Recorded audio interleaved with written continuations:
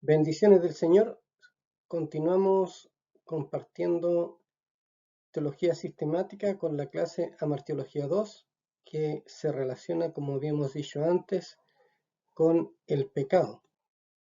Ahora, en cuanto al origen del pecado, en primer lugar, en el cielo. Esto afecta al universo y fue rebelión directa contra Dios e independencia de Él. Si leemos el texto de Isaías, capítulo 14, versículos 12 al 14, dice lo siguiente: ¿Cómo caíste del cielo, oh lucero, hijo de la mañana? Cortado fuiste por tierra, tú que debilitabas a las naciones, tú que decías en tu corazón: subiré al cielo, en lo alto, junto a las estrellas de Dios. Levantaré mi trono, y en el monte del testimonio me sentaré, a los lados del norte. Sobre las alturas de las nubes subiré, y seré semejante al Altísimo. Hay un proceso que se da en estos versículos en cuanto a la conjetura y a la decisión que toma este ser en relación al lugar que él cree debe ocupar. Subiré al cielo, junto a las estrellas de Dios levantaré mi trono. En el monte del testimonio me sentaré. Sobre las alturas de las nubes subiré y seré semejante al Altísimo. Eso es rebelión directa contra Dios de un ser creado. Nada más es rebelión. Decíamos al final de la clase anterior la fuente del pecado, y el pecado se produce cuando hay una persona con voluntad capaz de ejercer libremente un acto a conciencia, y ese acto es rebelión contra Dios. Acá el origen, en primer lugar, en el cielo, y afecta todo lo que es el universo. Luego, otro pasaje que podemos citar es Ezequiel 28, del 12 al 17. Dice lo siguiente: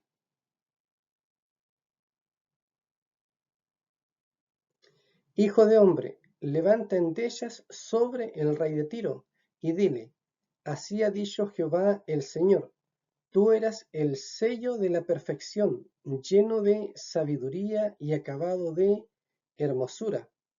En Edén, en el huerto de Dios estuviste. De toda piedra preciosa era tu vestidura, de cornerina, topacio, jaspe, crisólito, berilo y ónice, de zafiro, carbunclo, esmeralda y oro. Los primores de tus tamboriles y flautas estuvieron preparados para ti en el día de tu creación. Tú, querubín grande, protector, yo te puse en el santo monte de Dios, allí estuviste, en medio de las piedras de fuego te paseabas. Perfecto eras en todos tus caminos, desde el día que fuiste creado hasta que se halló en ti maldad. A causa de la multitud de tus contrataciones fuiste lleno de iniquidad y pecaste. Por lo que yo te eché del monte de Dios y te arrojé de entre las piedras del fuego, oh querubín protector. Se enalteció tu corazón a causa de tu hermosura, corrompiste tu sabiduría a causa de tu esplendor. Yo te arrojaré por tierra y delante de los reyes te pondré para que miren en ti. Aunque la profecía parece indicar al rey de Tiro en un principio, también puede indicar a un ser más alto creado, un ser sobrenatural, por las descripciones que da en estos versículos. Entonces, el origen en primer lugar se da en el cielo, el querubín protector, aquel que era lleno de luz, que era hermoso, pero se enalteció su corazón a causa de todo lo que él hacía, del poder que tenía, de la hermosura. Se corrompió. Al corromperse, su corazón, como un ser, como una persona, hablando en relación a personalidad, se rebeló contra Dios. Ese fue el origen del pecado en el cielo. Pero en segundo lugar, el origen del pecado también afecta al ser humano, específicamente el relato de Génesis. Ahora, como nota adicional, el relato de Génesis contradice las teorías de, primero, la evolución. El hombre ha ido de menos a más. Eso dice la teoría de la evolución, que el hombre ha ido de menos a más, ha ido evolucionando a través del tiempo. Pero bíblicamente esto es incorrecto, porque el hombre fue creado perfecto. Génesis dice, al terminar el relato amplio de la creación, dice, y vio Dios que todo era bueno en gran manera. Todo era bueno, todo era perfecto, el hombre era perfecto. Y a causa del pecado, el hombre no ha ido de menos a más, sino que ha ido de más a menos. Ahora, gracias a Dios, en Cristo, en su sacrificio, tenemos la oportunidad de volver. Pero Génesis contradice directamente la teoría de la evolución. También aquella teoría de herencia y ambiente. No tenía Adán ni Eva un linaje que les afectara.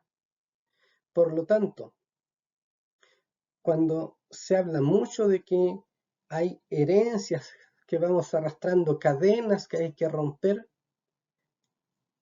el pasaje de Génesis directamente contradice eso. Sabemos que sí hay pecados que pueden afectar hasta una tercera o cuarta generación por las consecuencias de ese pecado, pero no hace responsable a la tercera o cuarta generación del pecado que cometió la primera. Cada uno es responsable de su propio pecado. Ya no pagará el hijo el pecado del padre, ni el padre el pecado del hijo. Pero somos sujetos a las consecuencias del pecado, y eso es distinto. Aquí no hay una herencia que romper. ¿Mm? Muy bien. Ahora, en Génesis 3, del 1 al 6, muestra el proceso en que se produce el pecado en el ser humano. Se emitió dudas sobre la palabra de Dios y su amor, con que Dios ha dicho. Se procuró alterar la palabra de Dios. Sí, es que Dios dijo tal cosa. Luego se contradice o se contradijo la palabra de Dios. Y finalmente se sucumbió a la tentación. Todo esto es en la conversación que tiene la serpiente antigua, Satanás, con Eva. Ahora, la forma concreta y más común que se presenta acerca de el pecado está en el versículo 6, con algunos verbos anotar. Vio, codició, tomó, comió. Siempre es el mismo proceso para el pecado. No simplemente se comete el pecado porque sí, hay un proceso. Y ese proceso lo podemos ver en el versículo 6. Vio, codició en su corazón. Pero después de esto viene, tomó y comió. Ese es el proceso que se da para el pecado. Si leemos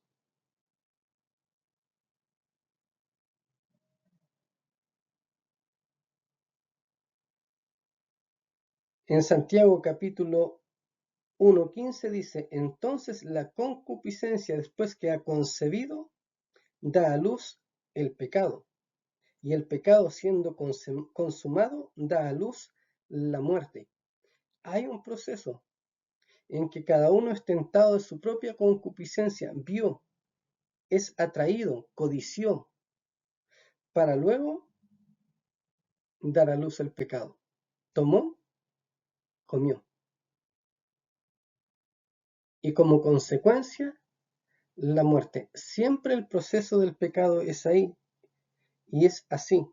Entonces una persona no puede decir, oh, pequé y no sabía. Eso es raro, pero las personas generalmente son conscientes del pecado que están cometiendo, porque hay un proceso antes. Hay un dicho popular que dice que no puedes evitar que las aves vuelen sobre tu cabeza, pero sí puedes evitar que hagan nido. Todos nosotros, nuestro pensamiento es rápido, vienen ideas rápido a nuestra mente, pero pueden quedar ahí y cambiar el pensamiento. Pero si dejamos que ese pensamiento madure, si dejamos que ese pensamiento domine nuestro ser, entonces vamos a ir a las palabras finales. Tomó, comió. Porque la concupiscencia llega a ser tan fuerte que atrae y da a luz el pecado. Y el pecado, una vez consumado, trae consigo muerte. Y eso es lo que sucedió acá, en relación al origen del pecado en el ser humano. Hay también, lo que veremos en esta clase, algunas palabras relacionadas al pecado, tanto en el Antiguo Testamento como en el Nuevo Testamento. Todas estas palabras se traducen finalmente como pecado. Tenemos en el Antiguo Testamento hatat, y en todas sus formas esta palabra básica para designar el pecado ocurre cerca de 522 veces en el Antiguo Testamento, y su significado básico es errar el blanco o desviarse de la meta. Ra. Esta palabra se usa cerca de 444 veces en el Antiguo Testamento y equivale a cacos o poneros en el Nuevo Testamento. Luego vamos a ver estas dos palabritas. Lleva en sí la idea básica de romper o arruinar. A menudo significa calamidades y se traduce por la palabra mal muchas veces. Puede significar algo injurioso tanto como algo moralmente incorrecto. Pashá. Hay otra palabra similar a esta, que es peshá, y esa puede ser más conocida que pachá, pero ambas significan rebelarse o rebelión, y pachá generalmente se traduce como transgresión o rebelión. Dentro de lo que se traduce como pecado, palabras que hablan acerca de pecado en el Antiguo Testamento y en el Nuevo, la más fuerte es rebelión, porque atenta directamente contra Dios con una voluntad fuerte. Entonces, esa es una palabra fuerte para referirse a pecado, aunque en nuestro lenguaje todas ellas se traducen como tal. Shagá. La palabra significa errar o descarriarse, como lo hiciera una oveja o un borracho. Simplemente se desvió del camino. Abón o abón. El significado básico es iniquidad. Esta palabra se encuentra 231 veces en el Antiguo Testamento, incluye a la vez las ideas de iniquidad y culpabilidad, las cuales estaban muy relacionados en el pensamiento hebreo. Asham. Casi todos los usos de esta palabra están relacionados con el rito del tabernáculo, es decir, es un pecado religioso relacionado con la adoración directamente a Dios y el templo en Levítico, Números y Ezequiel. Da la idea de culpabilidad delante de Dios, y esa es la idea principal. Designan las ofrendas por la culpa y el pecado, y por lo tanto incluye tanto la culpa intencional como la no intencional. Rashá. Rara vez se usa antes del exilio y ocurre con frecuencia en los Salmos y Ezequiel. Significa lo malvado, malvado, criminal, culpable, lo opuesto a lo justo. Cada una de estas palabras en el Antiguo Testamento para nosotros se traducen como pecado.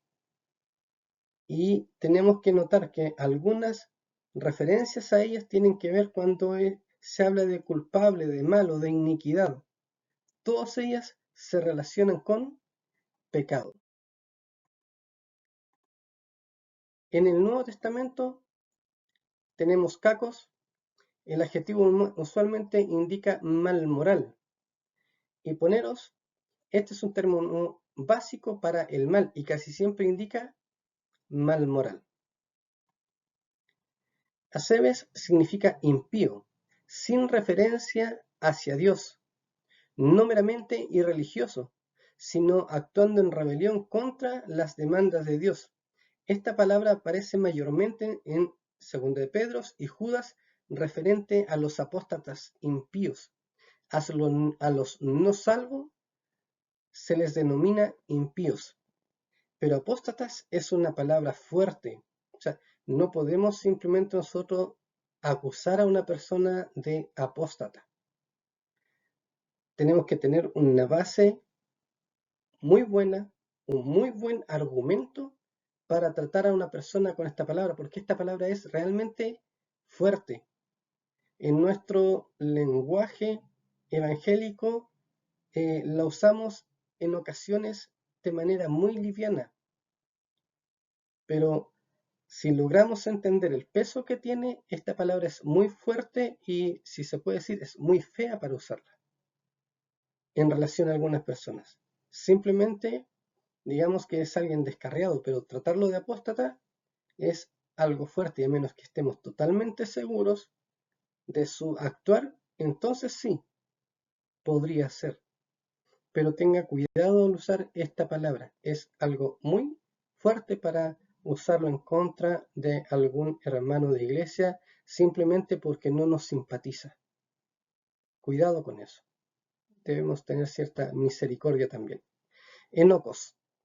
La palabra significa culpable y usualmente se refiere a alguien cuyo crimen merece la muerte.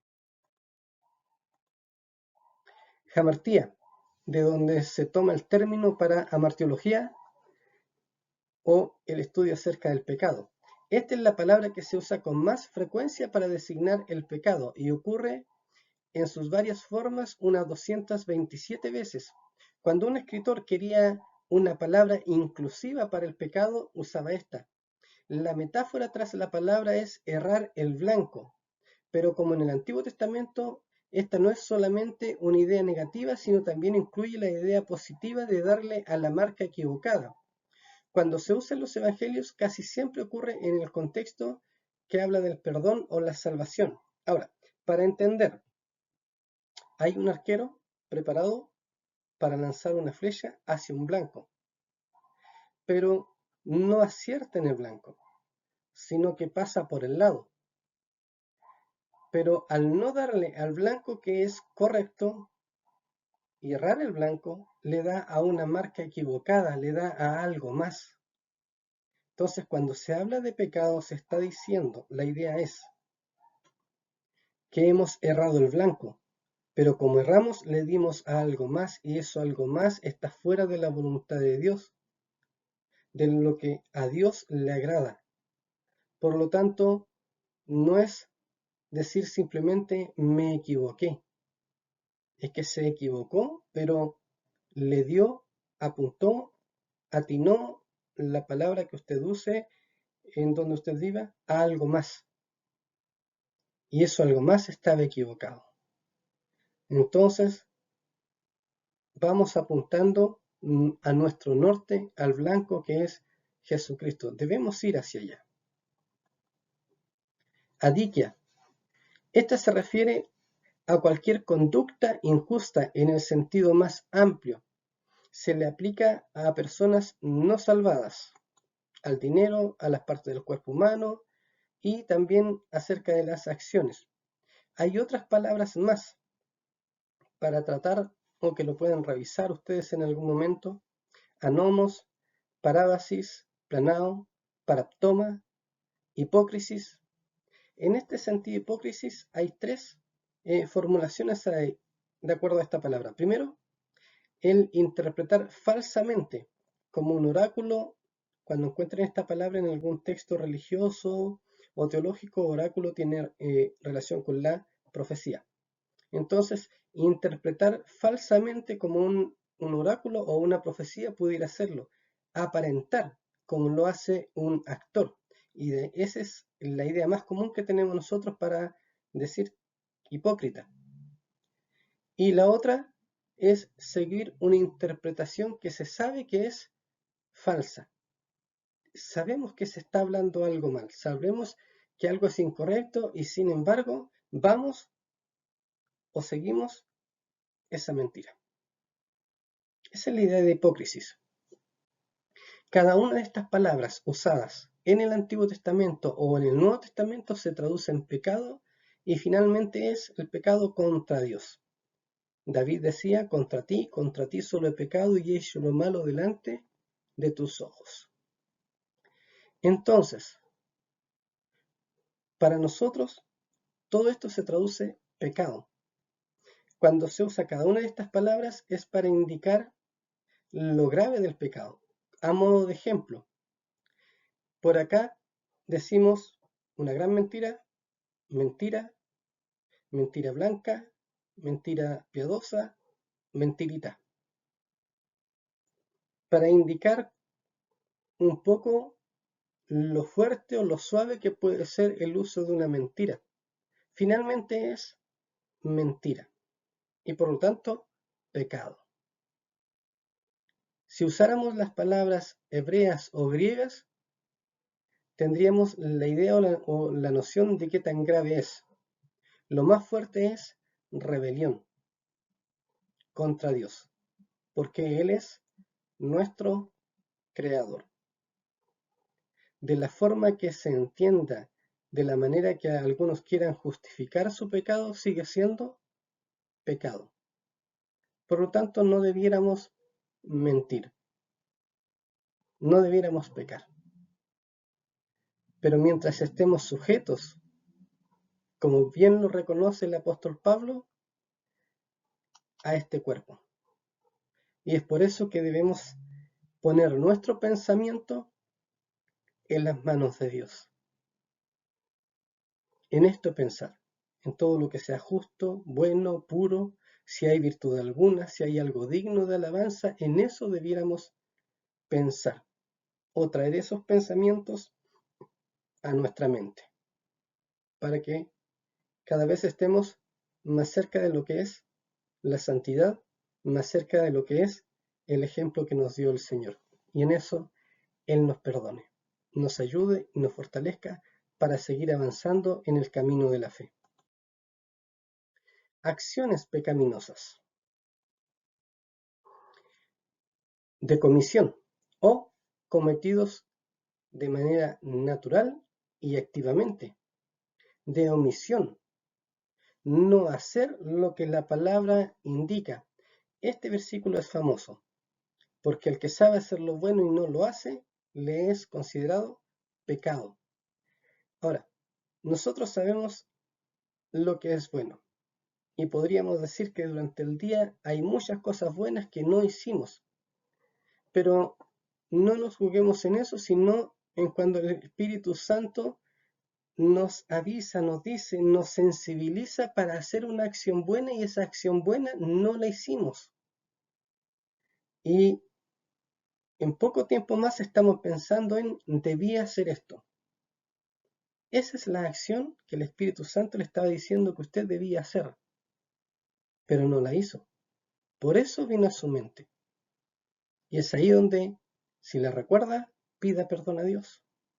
Simplemente así. De pensamiento a la acción. El pensamiento resulta en acción. El pecado no nace simplemente porque sí. Recuerde, hay un proceso. Vio, codició, tomó, comió. Ese es el proceso que va en esta indicación. Pecados secretos, acciones pecaminosas que se consideran secretas. Eso quiere decir alejados del vínculo social. Primero, la persona lo comete en soledad, no involucra a nadie más. O un grupo de personas que están de acuerdo en ello. Una orgía, por ejemplo, por decir algo. Un robo, un asesinato a alguien. Ahora, Como nota, el pecado oculto no existe. Dios lo ve, pero secreto a los ojos de otros o de otras personas, sí, porque no lo ven, sea cometido de manera individual o esté en concordancia o unidad con algunas personas más. Muchos otros no lo van a ver. Por lo tanto, pecado oculto no existe. ¿Secreto a los ojos de otros? Sí. Públicos. Y estos ya son sinvergüenzas.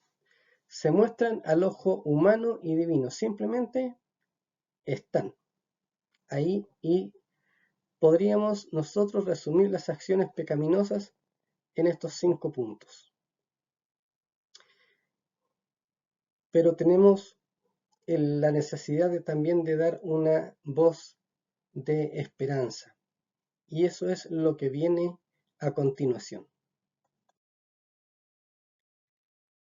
Dependiendo del lugar o la forma de hablar que ustedes tengan, van a entender la idea de la medicina o el remedio. Por acá usamos la palabra remedio. En muchos otros países latinoamericanos es la medicina que se necesita. Al que no conoció pecado, por nosotros lo hizo pecado, para que nosotros fuésemos hechos justicia de Dios en él. Al que no conoció pecado. La idea de que un hombre no tuviera pecado era ajena a la manera de pensar judía. A pesar de eso, nadie retó a Jesús cuando decía que no tenía pecado. Los invito a escuchar el versículo de Juan 8:46.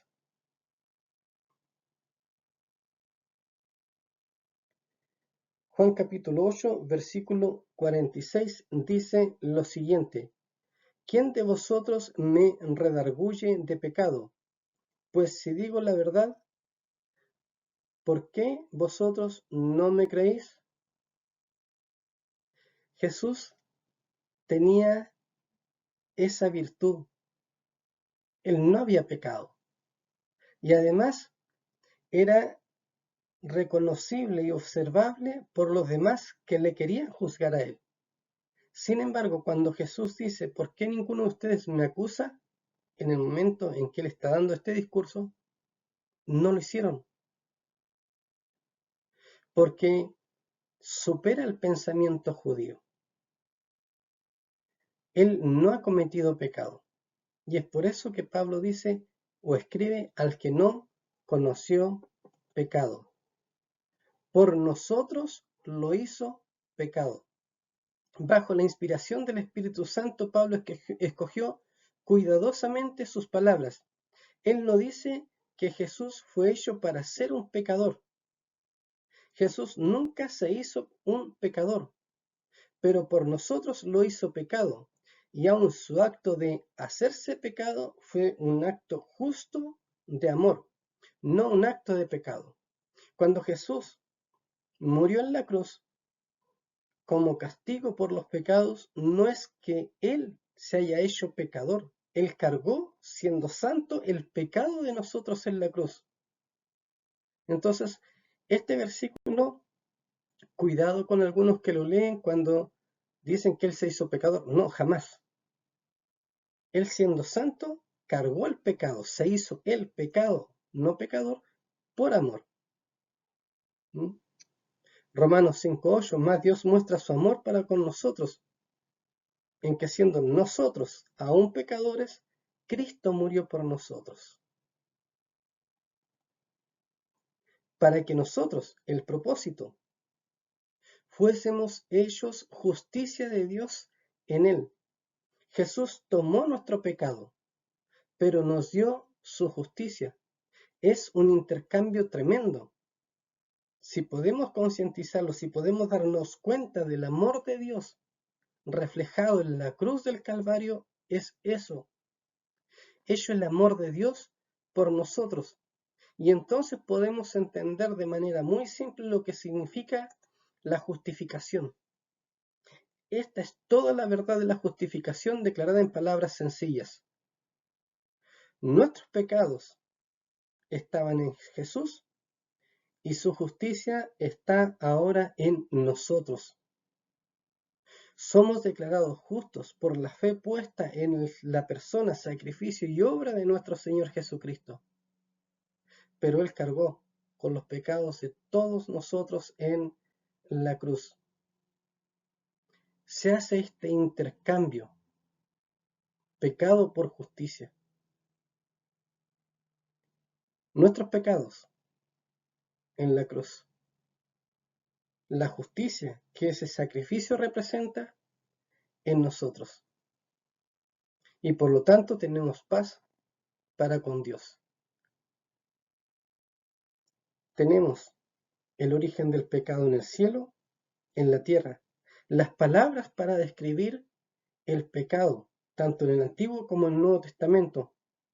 Pero también tenemos esto que es hermoso de parte de Dios, como Él nos ha justificado en la persona y obra de Jesucristo en la cruz. Recuerde, Él no se hizo pecador, pero por nosotros Dios lo hizo pecado, porque cargó nuestros pecados en la cruz para que nosotros fuésemos justificados, declarados justos delante de Dios. El Señor le bendiga.